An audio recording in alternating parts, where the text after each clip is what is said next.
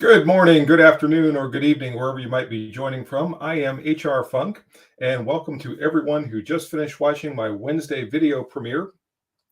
And I decided to throw this in today for a couple of reasons. To begin with, the video was pretty short today, as a lot of the midweek videos are. So everybody was all congregated for the premiere, and it just didn't last too long. And I know a lot of people really enjoy that live chat that we have that takes place during the premiere.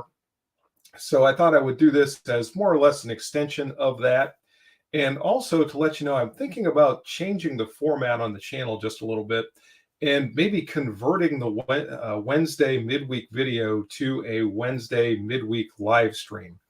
And there would be a couple of reasons that I'm thinking about doing that. One is it would free up my production time a little bit because it doesn't take nearly as long to put the live streams together. It's basically a little bit of prep time and then the actual live stream, however long it lasts. And then I could put my energy and efforts toward producing the larger Saturday premiere video that really wouldn't change. That would stay pretty much as it's always been. And that's the first thing I'm thinking about. The second thing that I'm thinking about is, or a second reason I'm thinking about converting the Wednesday video to a live stream is because, drum roll, big announcement, I actually really retired recently. I retired from my private security position that I had been working in for the last year and a half. And by the way, thanks to everyone from JFC Security. It was a pleasure working there. That is a tremendous group of professionals that is very confident, competent, capable, and they were very gracious. And I did not leave because I was upset with the job or anything else.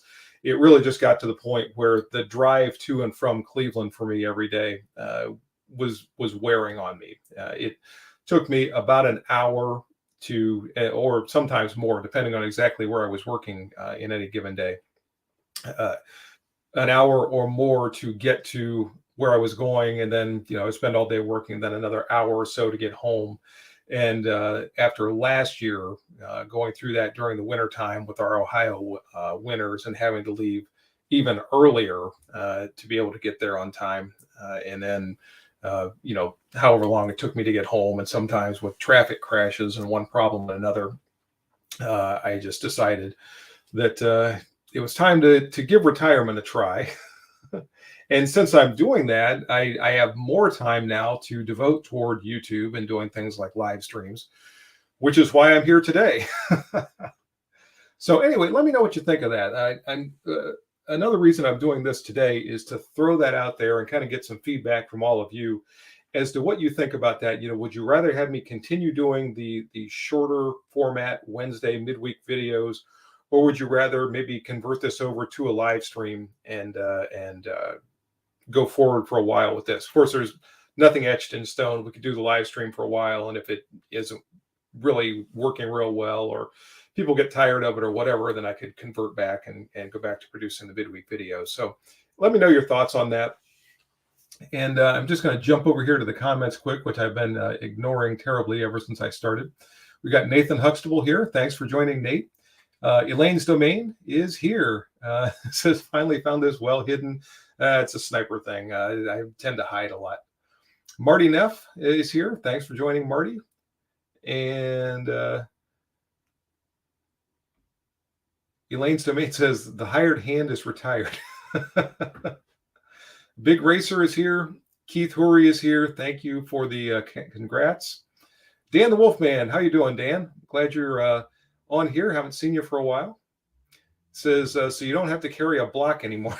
Nope, no more. I had to turn the Glock back in when I left. So no more Glocks in my house. Don't have to bury it in the backyard anymore. So that's been another thing that I've managed to move away from since I retired.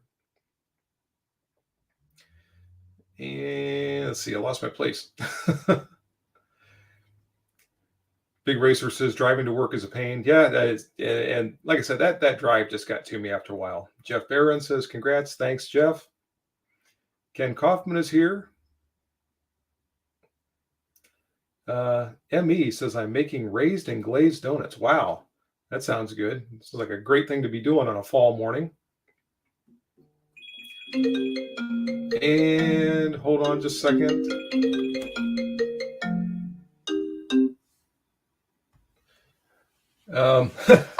Oddly enough, that was ERJG 1954 that was calling there. So he apparently didn't get the notice on the live stream.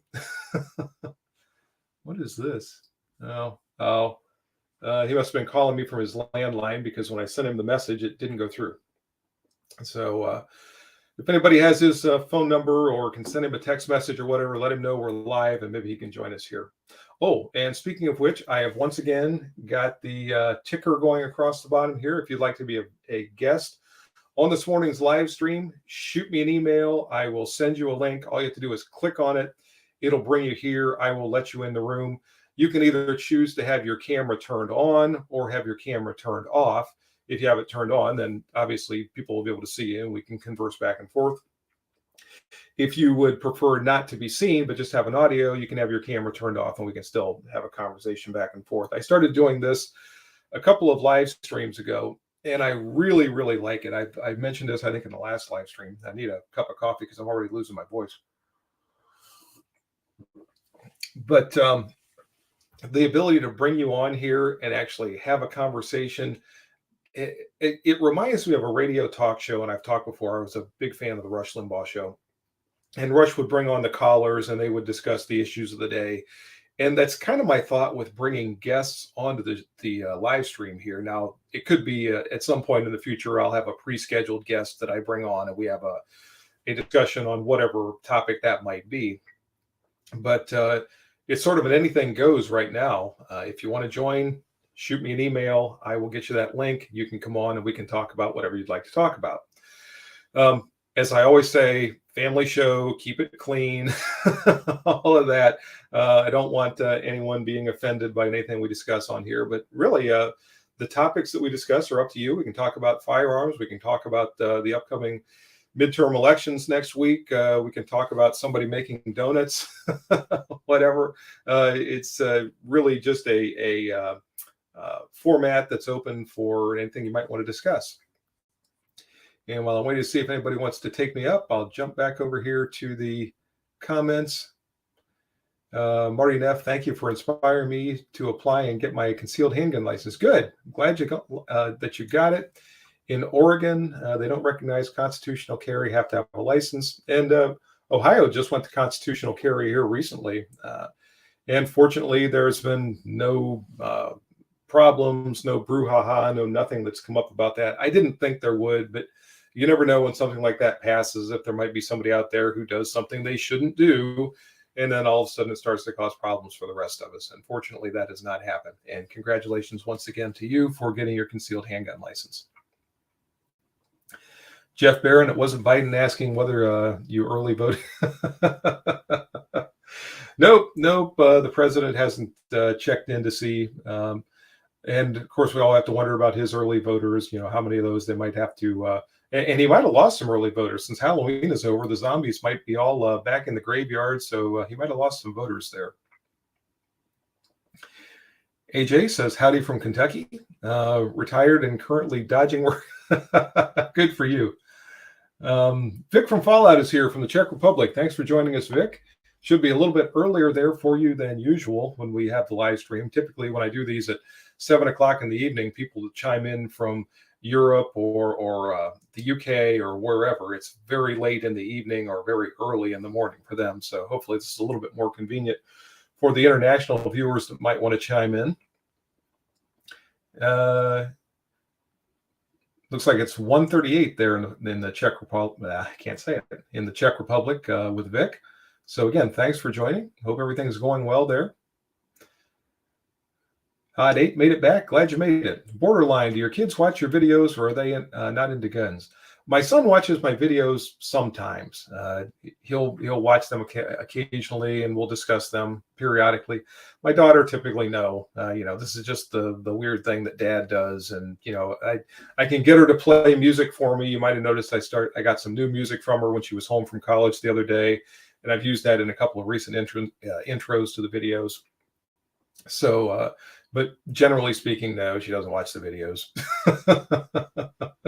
Maybe years from now, when I'm dead and gone, she'll go back and she'll go, "Yeah, this is my dad. This is the weird stuff he used to do," and everybody will get a good laugh out of that, and then they'll go on to doing whatever they're doing. Dan the Wolfman, actually, two new Glock clones look good. More of a 1911 grip angle and ergos, the Anderson Krieger and the Bull Armory. Maybe review one of them. Maybe I've seen a little bit on both of those, so we'll see. Although, yeah, I'm really kind of sort of losing interest in the poly frame striker fire pistols because they're basically the same pistol over and over and over again. The first one that I've had that I've really liked and thought was kind of different recently is my Canic SFX Dark Side, which is a very nice pistol. It's definitely a step up from a lot of the poly striker pistols that we've seen over the years. But, you know, there's so little difference between all of them. It just kind of always feels like I'm reviewing and shooting and talking about the same handgun. But still, you know, I'll try to get one in periodically because I know people out there are interested in them. So I'll try to continue to review one every now and again. And that's one of the things I'm hoping to do today is maybe take a look and see what might be out there that I might be able to get into review in the coming weeks. Zane Benson, I drove drove an hour and a half to work, an hour and a half back for several years. Yeah, that's just a lot of drive time. Was wearing out tires and on the pickup, I'll bet. And of course, the other thing too, gas prices keep going up and up and up. So when you're making those long drives back and forth to work, you know, that cuts into what you're actually making. And it doesn't look like gas prices are going to be coming down anytime soon, or anything else coming down for that matter. Jenny J is here, says, anybody have a Browning AR500R barrel that they want to trade me? I have the Rise vent rib barrel and want to get the Hunter vent rib. I do not have one, but if anybody does, they can reply to Jenny J. Jeff Barron says, Howard, we share your passion for the old Smith bottom feeders. If you could, another one, cost and scarcity aside, what would you own? Looks like it said if you could own another one, apparently is what you meant. Let's see.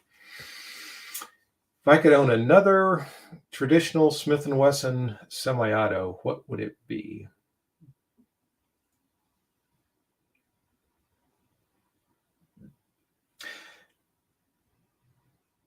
You know, this one's kind of odd, but I really liked the 945 when it was made. It was kind of the Smith & Wesson sort of kind of wanted to be a 1911, but wasn't. I thought those were cool handguns. They were priced way out of my range at the time. If we're looking at more the real Smith & Wesson semi-autos, they had some cool performance center versions back in the day. Some of them were set up as, you know, defensive handguns. Some of them were set up as more of target or match type handguns. But, you know, one of those might be really cool. So something along those lines. Of course, I'm always watching for those old third gen pistols, and you just never know what might jump up one day. And I think, yeah, you know, I think I need to have that. So who knows? If I come across one, you'll probably see it in the near future here on the channel. Alan Buck is here, says, morning time and Semper Fi. Semper Fi to you, Alan. Mark Nagel is here. Lonnie Porter is here. Good morning to both of you. Big Racer says, love to see more on M1A videos. And I'm hoping now that I'm retired, I can have some more time to spend with the rifles. The rifle videos tend to take a little bit more time to produce because I have to drive to a range that's farther away, you know, and everything just takes longer because I'm going back and forth, you know, longer distances to set up targets and set up cameras and all that kind of thing. So I don't know if I'm going to be able to do that so much during the winter. A lot of that is dependent upon the weather, but I'm hoping to finally be able to spend some more time with my rifles. And let's see. Andrew Peterman, what is your favorite self-defense pistol ammo? You know, I use a lot of Spear Gold Dot ammo just because it tends to be very available. When I was testing a lot of the premium, different types of ammunition for my former police department, what I found was between the really high-end defensive ammo, there's just not that much difference. You know, the Spear Gold Dot, the Winchester Ranger line, the SXTs, all that stuff, generally speaking, out of the same firearm, performs more or less about the same way. The only one that was really different back then was the Remington Golden Saber, which tended to penetrate a lot farther than a lot of the other types of ammunition. In fact, it really tended to over penetrate in some instances.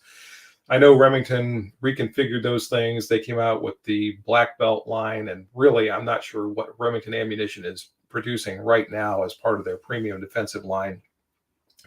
But the ammunition companies have spent so much time in developing their bullets and everything else and running them through that FBI protocol that's become sort of the default standard that you just don't see that much difference. So I use the Spear Gold Dot a lot, like I said, because that just happens to be what's readily available. But if you use something else, as long as it's the high-end ammunition, you're probably going to be well served.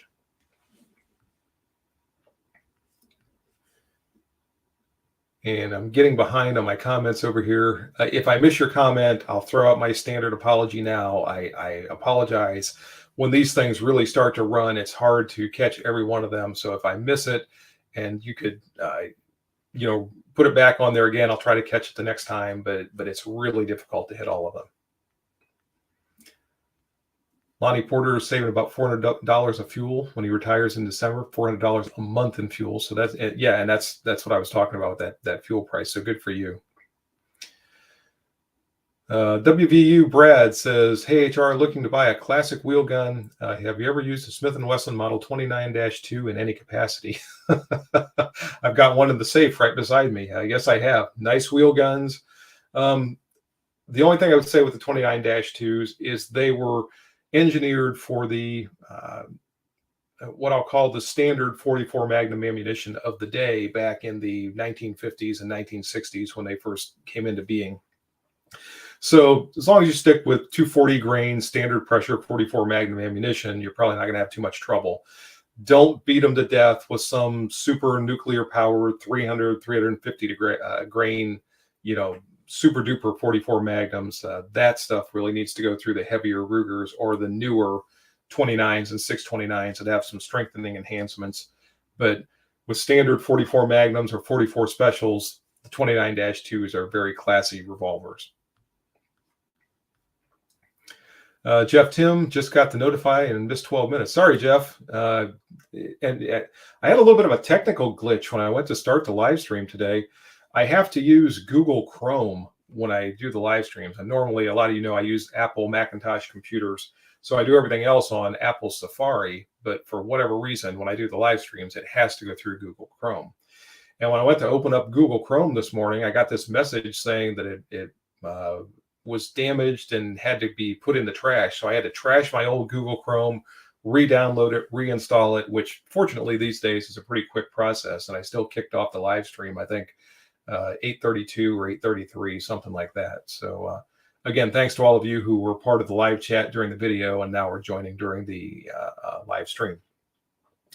So no takers yet on my, and let me just make sure I'm telling you the truth, on my invite. Oh, wait. I just told you something that wasn't true. Dan Byers says, "I'll join the chat as a guest if I can muster up enough tech." And I will send Dan. Give me a second while I do this. I'll send Dan a invite. And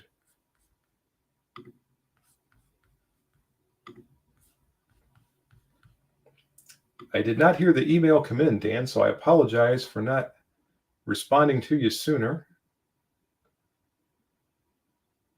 And now I'm going to have to wait for my email to do its thing.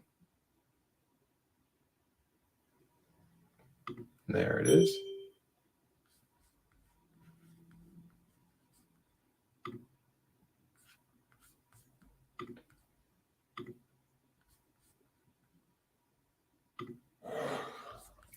All right, Dan, when you get that, you can click on the link and it will give me a message here and I'll bring you into the room. And like I said, if you activate your camera or you have it active, then we'll have the split screen and you'll be visible. And if you don't activate your camera, then it'll just have, whatever icon or whatever you have on the other side of the screen. But we'll be able to hear you. And while we're waiting for Dan, I'll go back over here. Borderline, did I miss anything? Are you fully retired? Yes, that was one of my announcements for today, that I have actually retired from the security job where I've been working for the last year and a half. I told the story earlier on, but largely, it was a long drive back and forth. I was spending a lot of time and a lot of gas and things like that. And I liked the job. I felt like it was a very noble undertaking, but it just got to the point where I thought, I think I'm going to give retirement a try. So that's what's brought me to this point today. Vagabond is here from Guam. Thanks for joining. I also get John Ree from Guam a lot. So now I got at least 2 people on Guam who tune in and join in the live streams and watch the videos. Vic from Fallout, here is the calm before the storm. There are thugs in places. Yesterday, a 13-year-old boy was shot by a man who had a Flobert gun. The day before, an old man shot himself in front of the government. Oh, geez. So that sounds like some problems there going on in the Czech Republic. So I hope things calm down for you, Vic. Dan, yep. Let's see. And there's Dan. So, all right. We're going to bring Dan on here. Good morning, Dan. How are you doing today? I'm doing well. How are you, HR? Doing real well. What's on your mind this morning? I'm getting all these echoes. How do I get rid of the echoes? A lot of times people will plug earplugs in or earphones, and that way it's not getting the sound going back through your computer. If that doesn't work, you might try turning down the volume on your computer a little bit, see how that works. I'm on my smartphone, if that's any consolation. Oh. Yeah, I got good audio now. Okay, good. So what you got for us this morning, Dan? Your retirement because of your drive up to Cleveland in the wintertime reminds me of when I used to be in the Navy Reserve. I think I lost you there. Are you still there, Dan?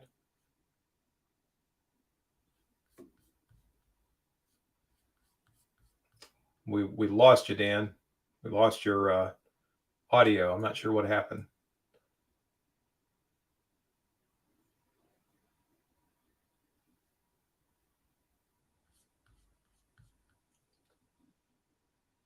All right. Dan, we can't hear you. I see your picture, but there's nothing coming through. So I'm going to go ahead and remove you at this point. And if you want to hit that link again, we'll see if we can set it back up. But there is nothing coming through at this point.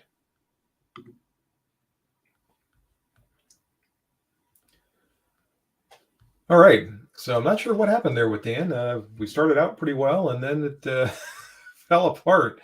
That's the first time I've had that kind of a problem with bringing a guest on the show. So hopefully that will not become an issue in the future. If anybody else wants to join, just like Dan did, by all means, shoot me an email and I will get you on here just like I did with Dan.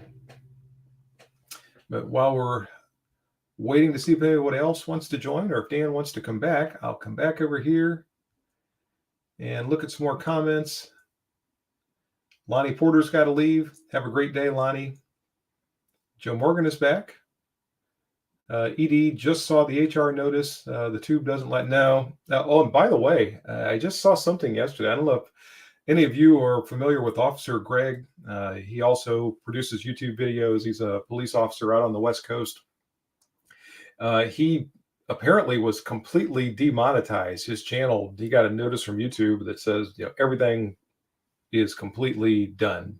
No more monetization for his videos. So I don't know if that's the shape of things to come with YouTube's firearms channels or not, but that definitely happened to him. And I have no idea why. I don't know what drew the ire of the YouTube monitors that caused him to get completely demonetized. Dan's thing saying, I think I'm still here. Let's try to bring him back in one more time. You there, Dan? Yeah, we've got no audio, no video, no nothing. So I don't know what happened there.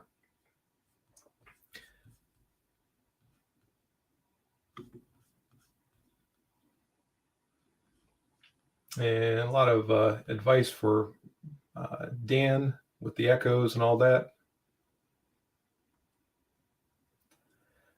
Jeff Barron, Howard, aside from YouTube, what ideas do you have to occupy yourself in retirement? It's funny because I actually, my last day there was the last day of September. So I've been retired for a few weeks now.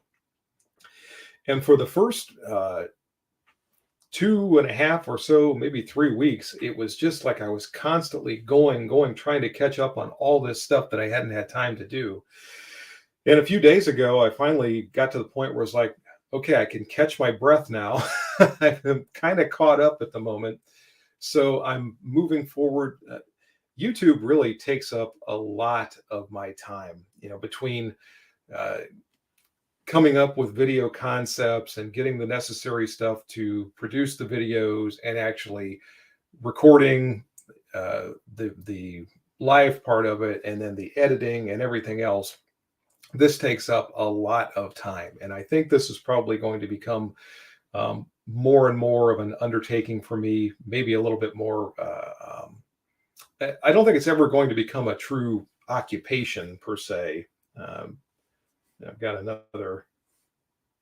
Okay, that's not somebody who wants to join this show. I don't think it's ever going to become a job exactly, but I can put more time and more effort into it. So that's going to take some time.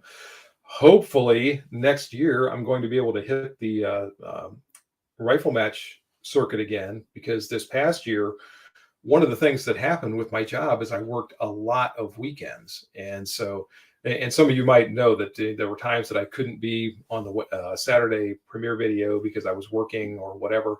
And consequently, between that and some other things that were going on in 2022, I did not make it to a single rifle match. So not even up to the national matches. So hopefully next year I can start going back and hitting the matches again, and maybe even starting to shoot some other matches. I rarely shoot any kind of handgun competitions. Maybe I can start to do something like that. That's kind of what I'm looking at right now. And I'm also just going to sort of keep my eyes and my ears open and see what opportunities present themselves, so that, now that I have time, I might be able to pursue some other undertakings. So that's kind of where I am right now. And again, if any of you missed the beginning of the show, one of the things that I'm thinking about doing is converting the Wednesday morning midweek video to a Wednesday morning live stream like we're doing right now. And I mentioned before, part of that is because the live streams don't take as much time. So I can basically sit down and do this and maintain all of the dialogue with all of you and discuss the issues of the day, discuss firearms, discuss whatever. And then spend my time and my creative energy, if you will, working on the larger video that typically premieres on Saturday mornings. So if any of you have thoughts on that, if you think it's a good idea to have a live stream on Wednesday mornings instead of a video, or if you think it's a bad idea, just let me know. And I thought Dan was back with us a second ago. I saw some movement on my little viewer down here at the bottom, but now it looks like it's frozen again. So I don't know what's going on there.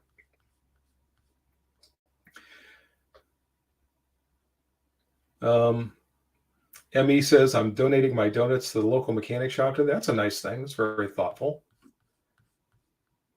Hot 8 says, grandson is up. Got to run. Have a great day, Hot 8. ED says, OG said there were many getting whacked like that. Yeah, maybe so. I don't know. Maybe they just haven't gotten around to me yet. If I'm suddenly gone, you'll know what happened. Maybe that's part of the problem we're having with Dan. I'm going to try to bring Dan back in. We'll see what happens. You there, Dan? Yeah, I'm here. How you doing, HR? Good. Not sure what's going on this morning. We're having some kind of technical difficulties here, but glad you I made it think back. I think most of the technical difficulties is my lack of technical knowledge. All right. Yeah, we've got your voice now. We don't have any picture on your side of the screen, but at least we can hear you. Yeah, well, I figure if I turn the camera off, it'd be less confusion to me. All right. Uh, any thoughts on what I was just talking about with the idea of converting the Wednesday morning video to a live stream? Yeah, I think the live stream on Wednesdays would be great. Rather than you working on content all the time. Yeah, it would simplify my life a little bit. Like I said, with the live streams, the preparation time is much less. I have maybe 15 minutes worth of setup and getting everything ready to go and all that, and then we actually have the stream, however long it lasts. Um, there's probably a potential downside to it, and that would be whatever ad revenue that I'm getting through views on my midweek stream, I would not be getting with the live streams. Now, the live stream has the ability to, if people want to make a donation, they can hit that dollar sign and they can, make a one-time donation of whatever they want to the channel. But I would potentially be losing some revenue there. I don't know. We'd have to kind of see how that goes too, and then how that would impact the channel overall.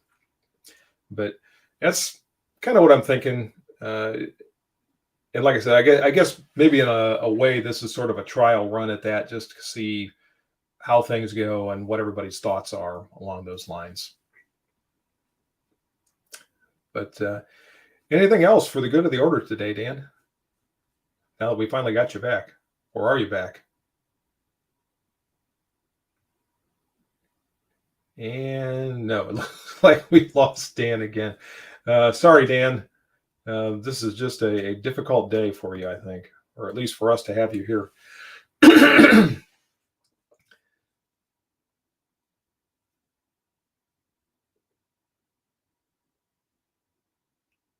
Let's see. Jeff Tim is leaving us for a moment. Emmy getting light outside in Ohio, still dark in Wyoming. Yeah, we're starting to get light here. Sun's coming up somewhere around 8 o'clock or so right now, 7:30 to 8, somewhere it starts to peek over the horizon. And what time is it? About 9 o'clock? Yeah, so it's starting to get good in daylight here. It's kind of a foggy morning here today, so that delayed our sunlight a little bit.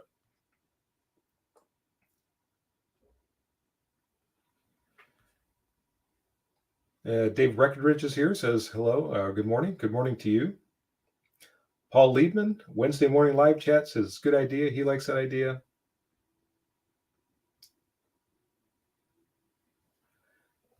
Joe Morgan, I've started making videos as of late. Creator on YouTube is different than just a viewer of it. Yeah, there is a lot to learn.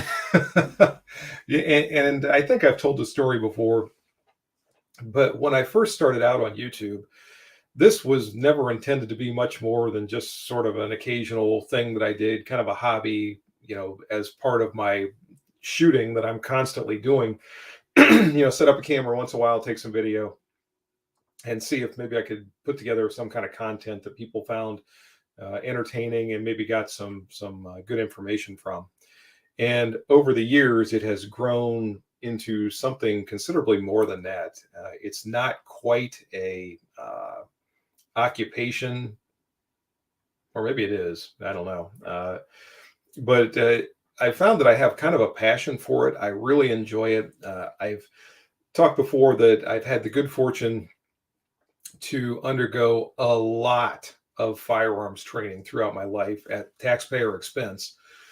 So I feel like, a lot of the things that I pass on in the video is sort of giving back something to all the people that have paid for my training over the years. Plus, just as a lifelong firearms enthusiast, competitive shooter, and all that, firearms have always been my passion. So with the things that I've picked up here and there over the course of well over half a century at this point, uh, I feel like I can give some of that back to all of you and come up with something that hopefully is informative and entertaining. And I really try to bridge that gap. If I make it like everybody is going to school every time they tune into a video, that's going to get boring pretty fast. And if it's all, grins and giggles and everything else, and there's never any real substance to it, then I think I lose something there. So I really try to split that difference where they're fun to watch. You get some good information out of them, and hopefully you leave after seeing a video thinking, "Oh, that was a pretty good time," and got a little bit of good information from it. That's what I'm trying for. And then of course I get into the product reviews if I get something in, and I've got some product reviews that are going to be coming up too. I got a tool that I'm going to be reviewing in the Saturday video that was sent to me, so I'll be talking about that. I've got another optic that I'm going to be talking about pretty soon. So those are fun as well. So I can look at those things, try them out, and then let you know what I think of those before you spend your hard-earned money and get something either you don't like, or maybe you hear me talk about something, you think, yeah, I'll give that a try, and you get it in and think, yeah, this worked pretty well, and it didn't cost me an arm and a leg. So that's kind of where I'm coming from with the product reviews. You'll notice a lot of times I don't review the extremely high-end stuff. I don't get the $3,000, $5,000 optics in. I don't get the $5,500 custom built 1911s or anything like that. I get things that are a little bit more middle of the road. I don't get the absolute least expensive things unless I come across something that's really reasonably priced and I think it's an outstanding value at that price. But I tend to get more what I would consider the working person's middle of the road type firearms and gear that I'm looking at in the product reviews. So that's where I'm coming from with those. And looks like nobody else has chimed in on the email wanting to join the chat. Again, I'll throw that out. If you want to come in and join, hopefully you won't have the problems that Dan had. If you want to come on and be a guest and discuss whatever is on your mind today. Sergeant Major Trapp is here. Thanks for joining, Sergeant Major. Chief, I retired a long time back and went to a place where young people were attentive to each word spoken. Having a hard time following this. Attentive to each word spoken, to no one paying attention except my Labrador Retriever, and he tells me what I want. Well, good for you, Sergeant Major.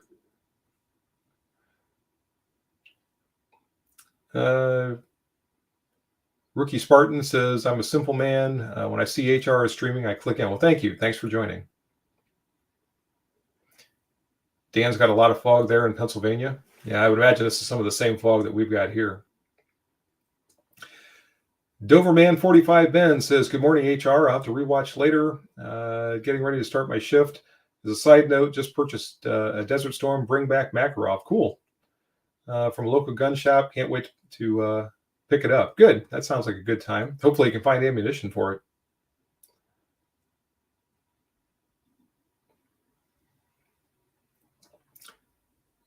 Joe Morgan says, just a hobby. I don't see YouTube having a favor for my course language. You never know. There are some people out there that have a YouTube audience that kind of surprises me that they do. So you never know who might want to tune into your channel.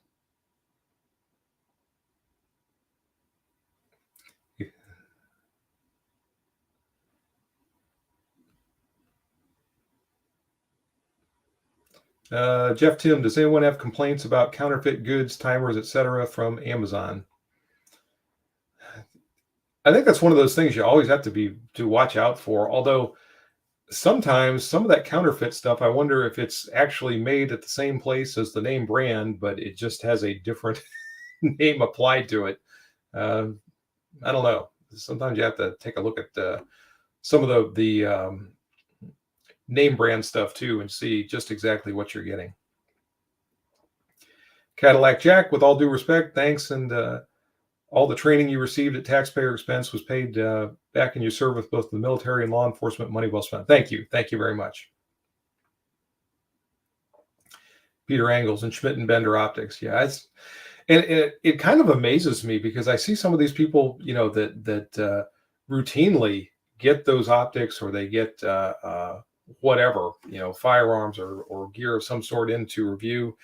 And I think, wow, I I can't do that. Now, it's nice because I've got Hot Munitions now that will loan me firearms. So some of the things that you've seen, particularly in the last 6 months or so, has come from them. Some things are still here. They were loaned to me initially, and I ended up purchasing them. Some of those things have gone back, but that's been helpful too because I can't every week constantly purchase new firearms. Even if I was trading ones that I got in for previous reviews and all that kind of thing, that would be kind of a difficult thing to get into. So Hot Munitions has helped me out a lot. If you guys haven't done so, check out their website. I've got my discount code there, HRFunk10. So anything you purchase from them, you get a 10% discount if you use that discount code. So they have been very, very helpful, and it's been kind of a good partnership with them. That kind of came about by accident. I happened to find out that they were just down the road from me by accident, and sent them an email one day. Said, "Hey, I'm close by you guys. I have a YouTube channel. Would you mind let me try out a little bit of your ammunition?" And things have blossomed from there. So a great bunch of people there, all veterans that work there, veteran-run establishment.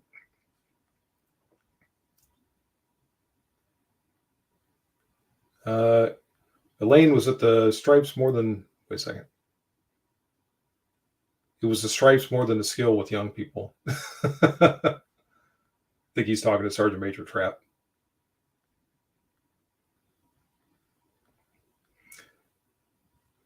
And Blue Lotus sued Amazon. Didn't know that. Josh Twyman is here. Good morning, Josh. Hope everything's going well with you. Josh just recently joined the National Guard, I believe, if I'm remembering correctly. So, new person that is serving his community and country.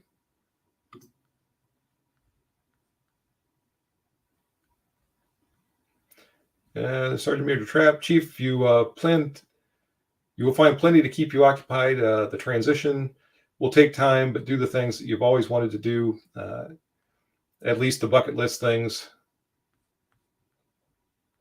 It just took a jump here, and stuff you enjoy. And that's kind of what I want to do. I want to do the things that I enjoy doing, things I've always wanted to do, that I finally now am going to have time to do. So that's what I'm looking at.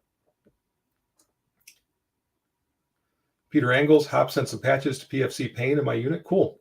Yeah, that's the kind of guys they are. Just a good bunch. And when you hear me talk about on the channel, different companies, whether it's Hot Munitions or Hilux Optics or BH Spring Solutions or whatever, if I'm talking about the company, not the product, it's people that I've gotten to know, and I have a good opinion of them. And one of the things that I like about having a smaller channel is a lot of the companies that I interact with are smaller companies. They're privately owned, small operations, and I have a chance to interact with these people and develop a relationship with them. And so if I'm telling you something about them, it's because I know that about them. If I call whoever, Smith & Wesson, Colt, somebody like that, Loophole Optics, they have no idea who I am. They don't care who I am. They don't care what I say about their product because they've got, whoever to advertise for them or advocate for their product or whatever. Whereas the smaller companies, they really appreciate the fact that somebody is talking about their products and giving them a plug. And there is that back and forth. It's more of a friendly relationship that I have with these folks than it is a business relationship. And I really, really value that. And now I have no idea where I am. Let's see. Rookie Spartan says, here in New Jersey, we need to get separate handgun permit for each handgun we want. The process for obtaining the permit is close to getting an FID card, which can take in some cases a few months. And it's probably surprising you can even get any sort of a license or permit in New Jersey. So I suppose the very fact you can do that is good, but I'm also certain it's a daunting process, and obviously it's annoying when you have to do that for every single firearm that you want to carry. I would go bankrupt just getting licenses and permits.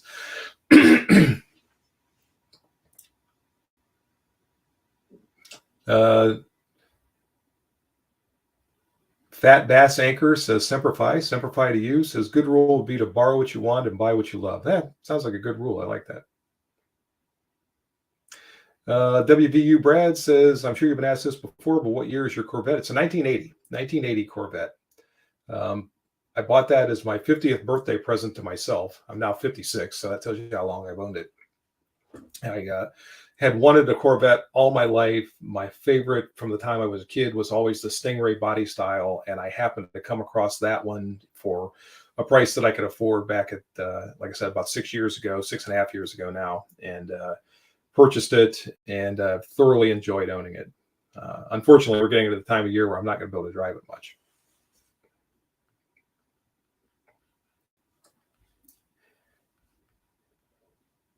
Rookie Spartan, I have one permit left. Gotten a nice revolver for myself. Was hoping to get a handgun from the wife to be comfortable with. And I hope you do. Hope you find something that she likes and enjoys shooting.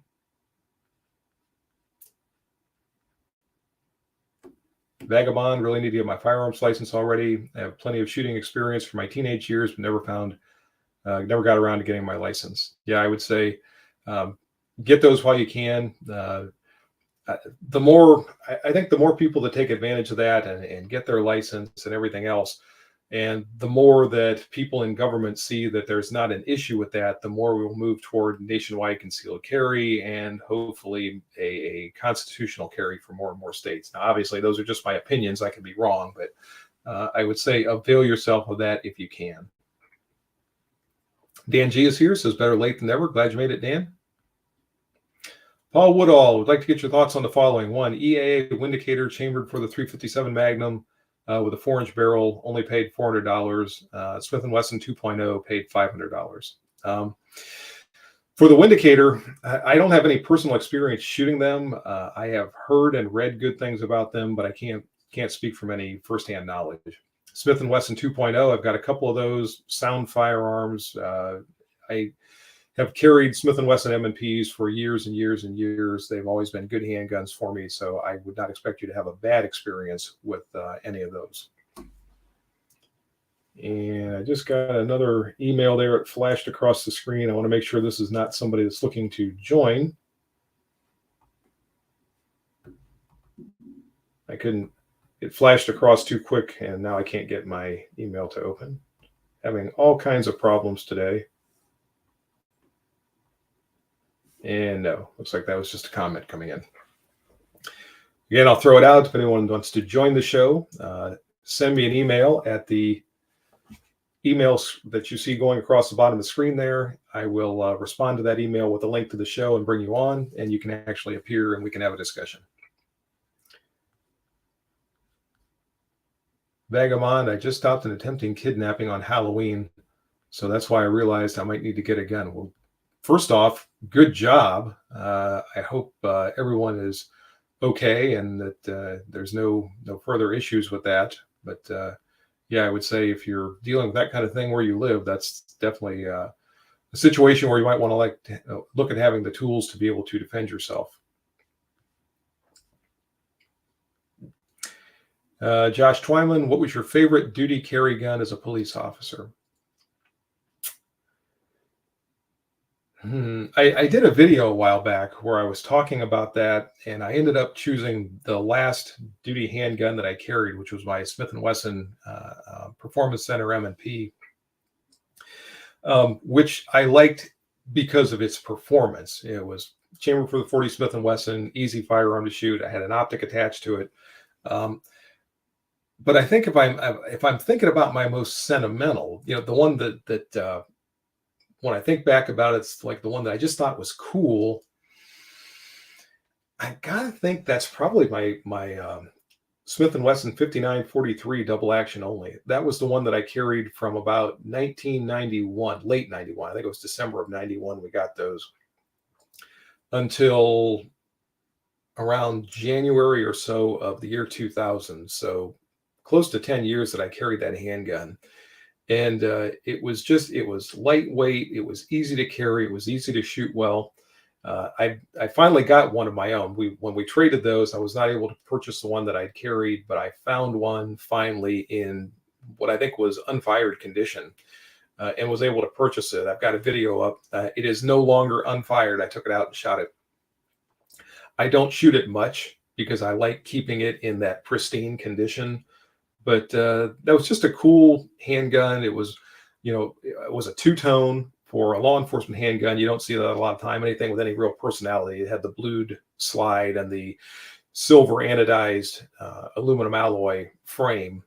15 shot, 9mm, just a good, sound, reliable pistol. I don't remember ever having any kind of malfunction with it. And that's probably the one that I'm most sentimentally attached to.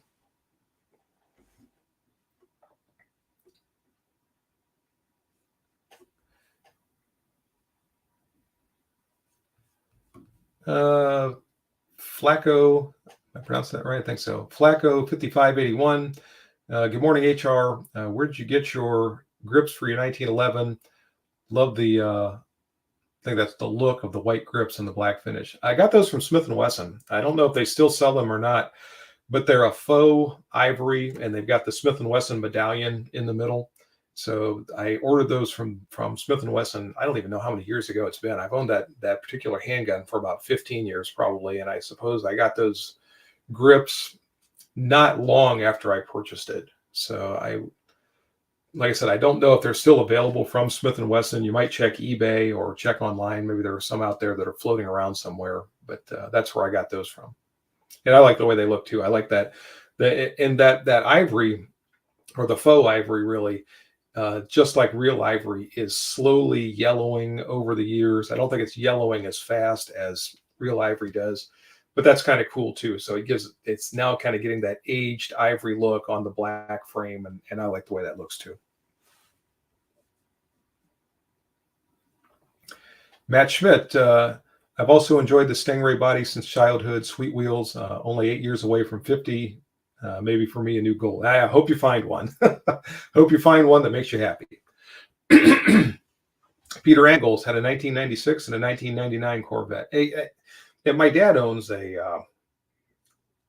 his is a late 90s. I don't think it's a 99. It might be a 97, 96, something like that. And I'm sure the newer Corvettes are better cars in every way. I'm sure they're faster, they handle better and all that. But for me, the Corvette that I remember from being a kid, my 12-year-old, 13-year-old self who first started to have an interest in cars, remembers that Stingray body style, and that is the Corvette to me. So it's not so much about, the performance, having the fastest car on the street or whatever, but it's just having a Corvette that is a Corvette to me.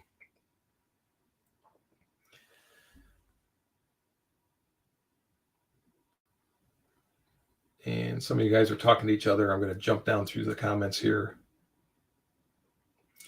Steve Petrakowski, hope I'm pronouncing that right, had a 2003 Z06. Love that car. Cool. Good for you. Sounds like you must not have it anymore, so that's too bad.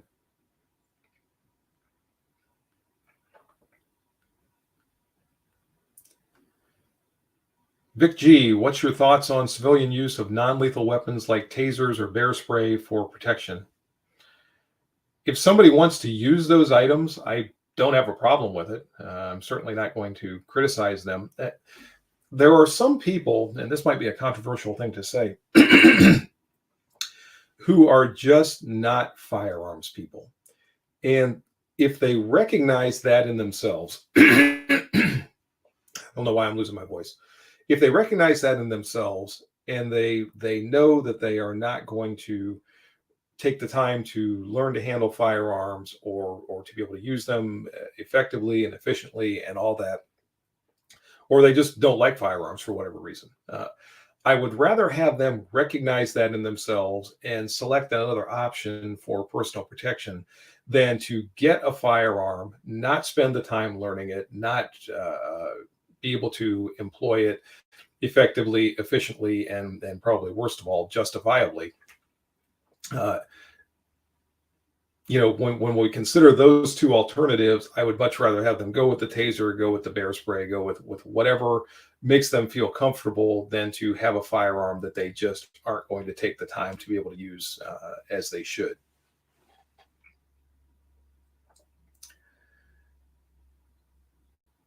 Josh Twyman, did you ever carry when you were off duty? Or was it just normal CCW pistol? And what was your favorite? Wow. I had a long list during my career of off duty handguns and quite a few backup handguns that I carried on duty.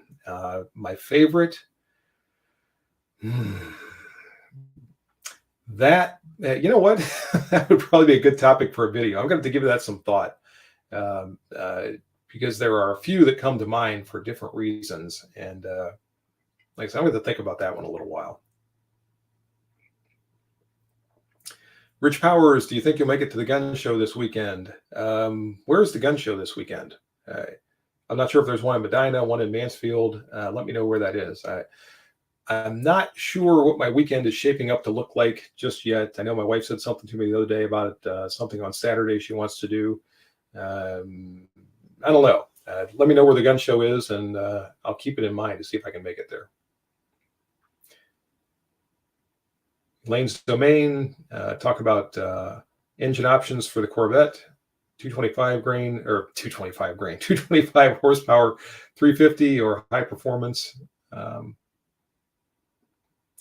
My Corvette has the 350 engine. I cannot tell you specifically which 350 is in there.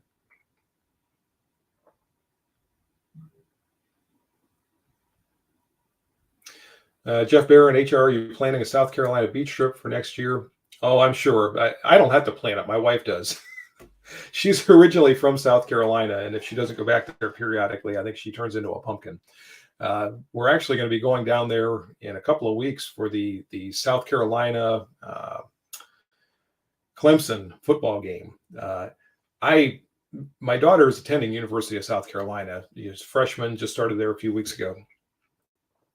Which is tremendous. And if you happen to tune in, honey, hi, love you. I doubt she's going to be watching this. But apparently the South Carolina Clemson is a huge rivalry. It's, equivalent to here, the Ohio State Michigan rivalry, I guess. My wife is a graduate of the University of South Carolina, so she wants to go down and see South Carolina beat Clemson. I don't have a dog in this fight. I didn't go to the University of South Carolina. I don't have anything against Clemson. I feel a little odd attending this thing because I'm just going to sort of sit there and eat popcorn and think, I don't know, I hope to see some good football going both ways, but I will be there. So if any of you are going to be there and you see me, be sure to say hi.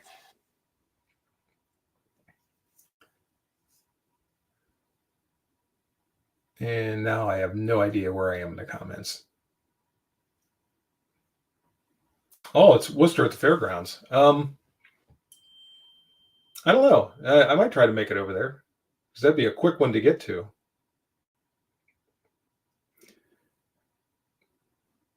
Dan G, talk about a loaded question.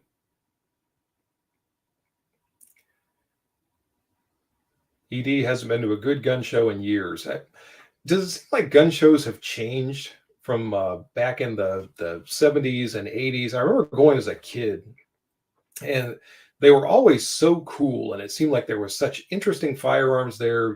There was always, the big tables with the, all kinds of handguns and a lot of, historic rifles and things like that. And maybe it's just, a difference in me. I'm older now, and it's not quite that kid in the candy store sort of feel, but it just seems like they're different these days. Of course, then again, it seems like a lot of things are different these days. It could just be me.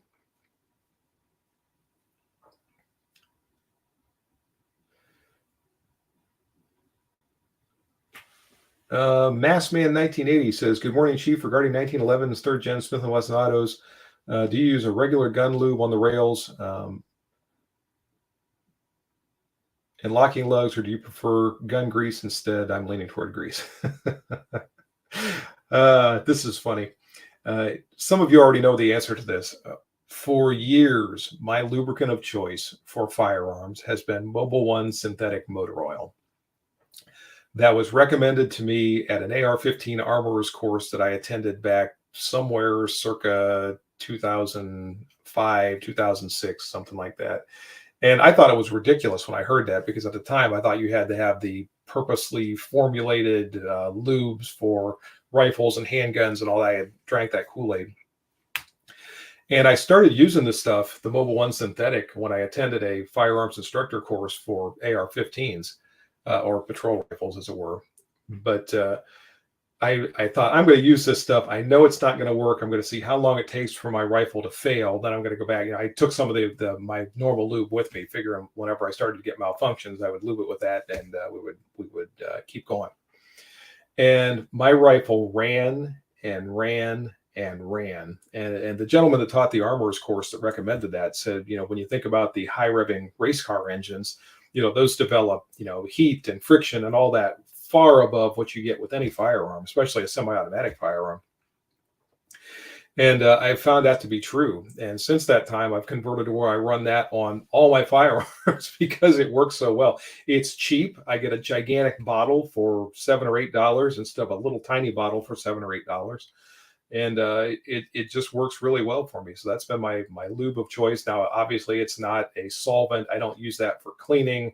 I don't use it as a preservative. I use other products for that. But as far as just lubrication, I use my Mobile One synthetic motor oil.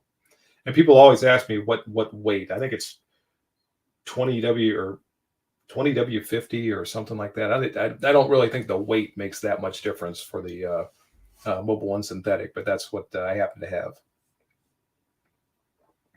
Grandpa Bob is here. Glad you made it. How long have we been doing this anyway? We're up to an hour. Wow, that hour went by fast.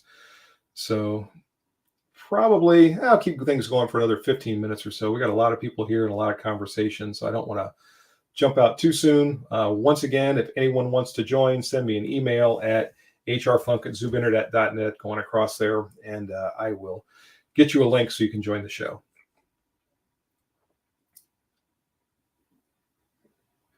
Jay Lewis says, good morning, HR. Always appreciate your content. As a full-time law enforcement officer with 2+ hour a day round trip commute in Houston traffic, and a hobby level YouTuber, I feel your pain. Yeah, it just, that drive, man. And I like driving. I mean, I've spent, my entire life as a police officer in a patrol car driving for hours and hours and hours. But when you're going to work and coming from work, just to get there, that wears on you, or at least it did me.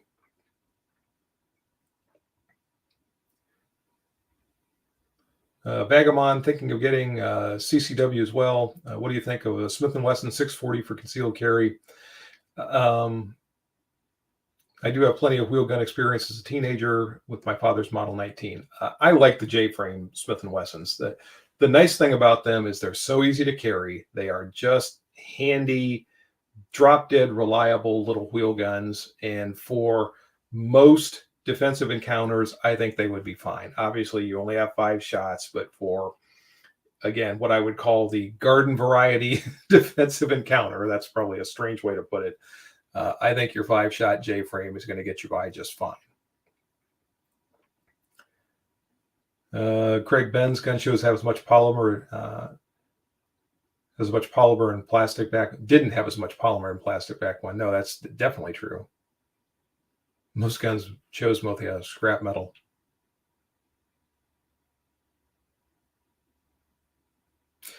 Jeff Barron, there's an amazingly competent Smith & Wesson gunsmith who recommends grease on slides and very expensive grease on barrel lugs. And if that may well be what he has seen the greatest success with. I certainly wouldn't disagree with that, but my Mobile One synthetic has run just fine for me.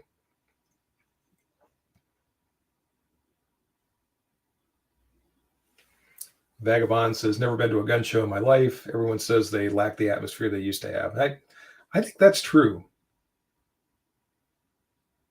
Dan G uses Mobile One synthetic on his AR.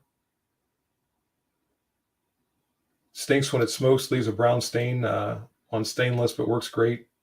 I haven't seen any stains on my stainless firearms from using that.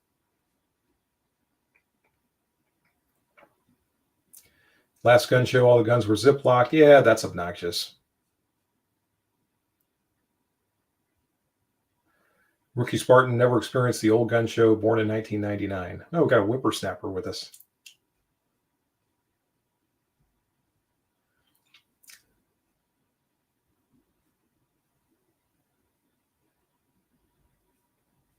All right. And it looks like I am caught up with the comments. Wow. Now, what'll happen is all of a sudden, now that I think that I'm done and I can catch my breath, I go, and I'll get a whole bunch of, and then they're doing that right now. But thanks to everybody that's joined today. This has been a great time. If you missed the very beginning of the show, I mentioned it during the middle somewhere too. I'm thinking about converting my Wednesday morning midweek video to a Wednesday morning midweek live stream. So I've asked for opinions on that. If any of you want to weigh in, let me know if you think that's a good idea. Let me know if you think I should not do that and continue with the midweek video. I would be glad to hear your opinions on that. And now see what some of these new comments are over here.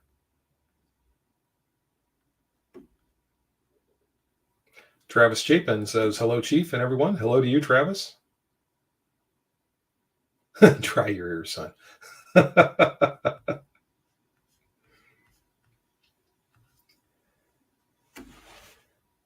Last minute takers to be a guest on the show. We got about 10 minutes left here. If you want to come on, be a guest at the end of the show, send me an email quick. Let me double check, make sure I haven't had an email that I just didn't see. That happened to me before. And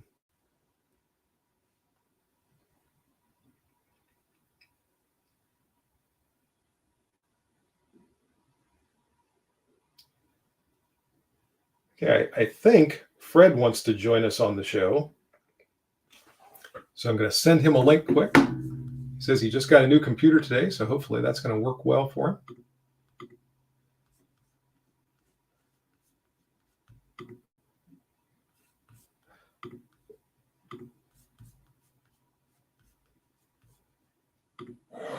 And off it goes. So Fred, when you get that link, click on it, and it will bring you to the stream here. And I will click on that little button down there, and it'll bring you on. If you have your camera activated, then everyone will be able to see you.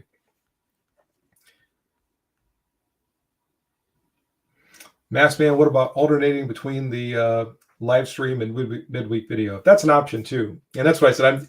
It's not really etched in stone. And what I've done periodically over the years, if I've got something that's kind of a short video or something that I think is time critical, where I want to get it out there now and not wait for a Wednesday or wait for a Saturday, those I tend to throw out just wherever during the week. You know, you might see it come out on a Monday, you might see it come out on a Thursday or something like that. If you see those, you know there was some reason that I decided to deviate from my normal practice with the Wednesday video and the Saturday video. I've also periodically had a live stream in place of a video when something happened and I didn't get a video finished that week or didn't have time to produce one or whatever. So I could do the alternate back and forth thing as well.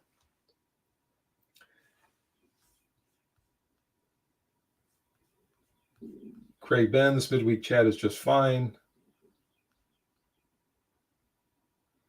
Jeff Tim, someday I'll shave and have something to say. Rookie Spartan, final question for today. Is it worth getting into law enforcement today? Wow.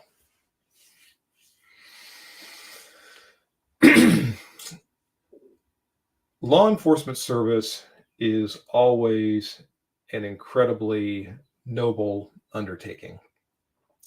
You are serving your community. You are maintaining order in our society. You are safeguarding your fellow citizens. It is an incredibly, incredibly noble undertaking. Unfortunately, law enforcement today is not viewed that way by many people outside of law enforcement. Now, I've got to be brutally honest here. To a degree, those of us in law enforcement have not always conducted ourselves the way necessarily we should have to maintain that public trust. But there are a lot of other factors that have played in as well. Many, many other factors, to the point that, everyone knows all the things that have been going on the last few years involving law enforcement and for lack of a better way to phrase it, the war on law enforcement that's taking place both politically and for real on the streets. And For someone to say, would you recommend going into law enforcement? I think a lot of that depends on you.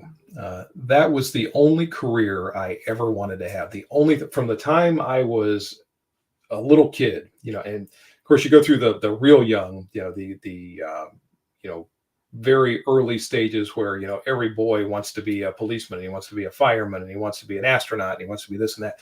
But for the time I really kind of focused in on a career, the only thing I wanted to do was to be a police officer.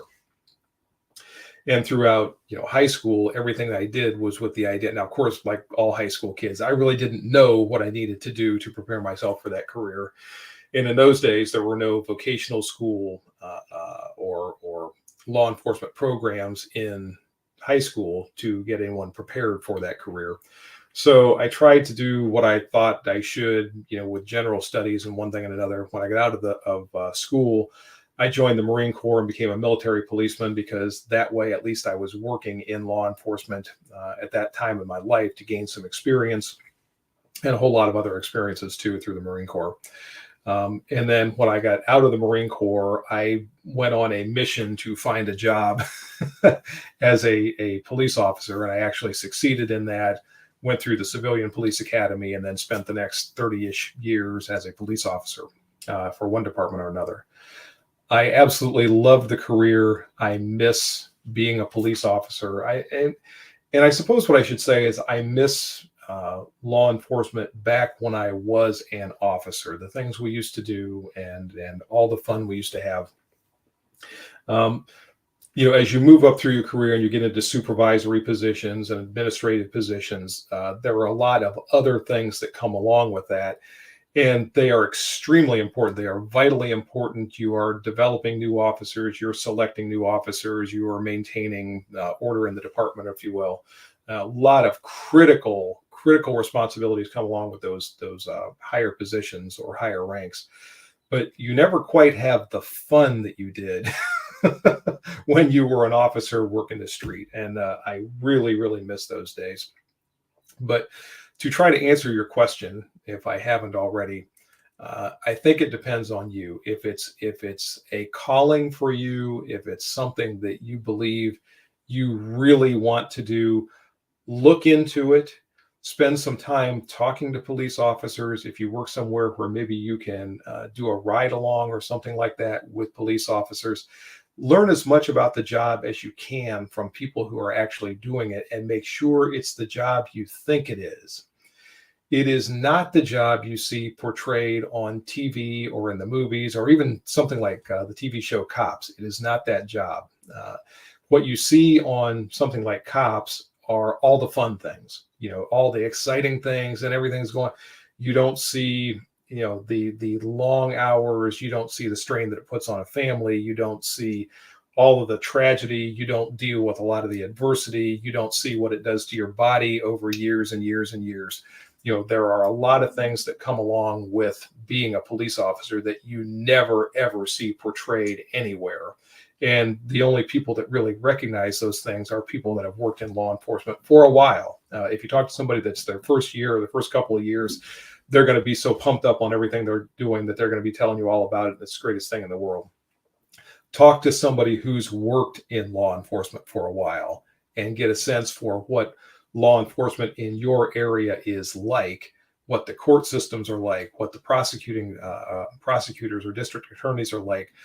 Get a feel for the entire job, and then make the best decision you can with whether you want to move forward with that. I think that's probably the best answer I can give you. And once again, I have no idea where I am.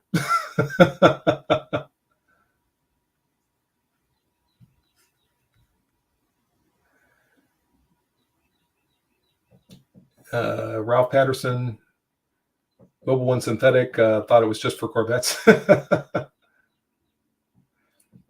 ED likes the regular videos. Live chat is just fun.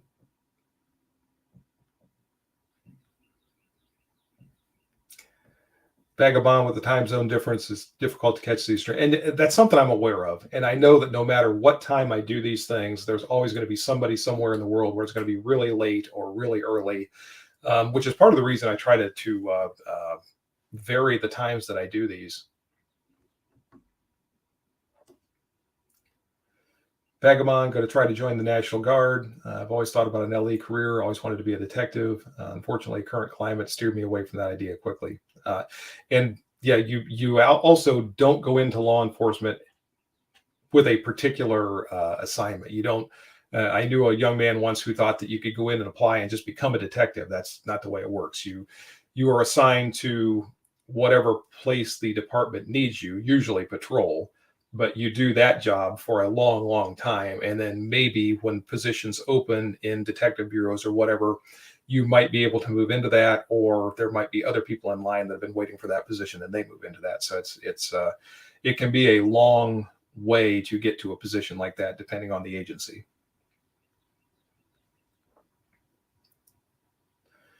Rich Powers, HR, your department had a great group of guys when you were on the force. Thank you. Thanks, Rich.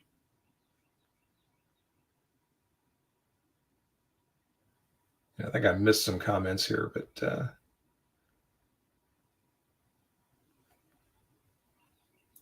Craig Benz, just guessing, but it would seem like the experience of military police and law enforcement officer outside of the military be quite different. Not so much as you think.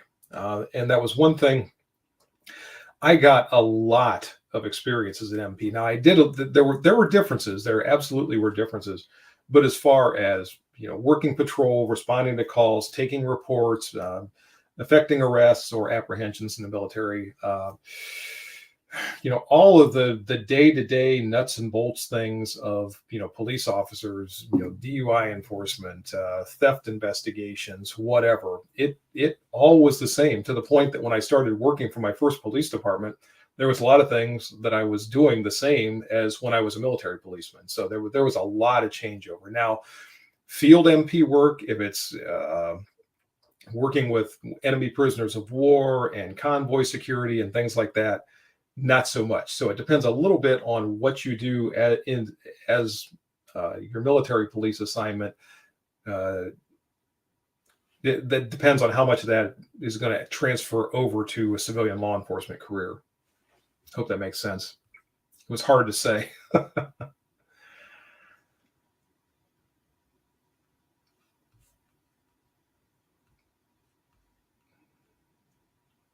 Travis Chapman, I knew a young guy that thought he could automatically join the Army or Marines and be a sniper right off the bat. There are a lot of people that think that. And unfortunately, some recruiters try to further that. Oh, yeah, you can do that. There's a little bit of stuff you have to do ahead of time, then you can do that. No problem.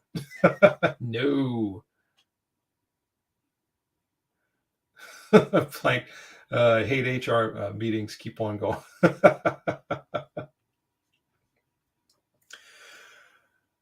All right, folks, I have now exceeded the time that I said that I was going to end the live stream. So I think I am going to call it or bring it to a close at this point. Thanks to everybody for joining. Thank you. As always, I so appreciate all of the interaction that we have. Thanks to you who were part of the live chat earlier and came back to join the stream now. The interaction that I get with all of you and the feedback and everything is just absolutely invaluable. That's what I really get from YouTube more so than anything else with the experience, is the ability to interact with all of you, share ideas and information, and hopefully put out something that is entertaining and informative. And just I so appreciate everyone who joins. I always give a special thank you to my channel members, to all of you who actually make the monthly donation to the channel. I could not do all the things I do without that contribution. So thank you. I hope you all have a great day. I hope you enjoyed the stream. If you have any other comments that you want to make either on the live stream, which once this stream ends, you can click back in and put comments under it just like you can any other YouTube video. So if you have comments that you want to make on the idea of converting the Wednesday morning video to a live stream, or if you want to make comments on anything we discussed on the chat, or the stream rather, by all means do so. Pretty much the only thing you can't do after I close this live stream is join as a guest. So, and thanks to Dan for coming on as a guest today. Even though it didn't work out so well, I appreciated his coming on and joining me here. So all of you have a great day. Have a wonderful Wednesday. and enjoy the rest of the week. Hopefully, I'll see you Saturday on the live chat with the premiere video. Bye-bye for now.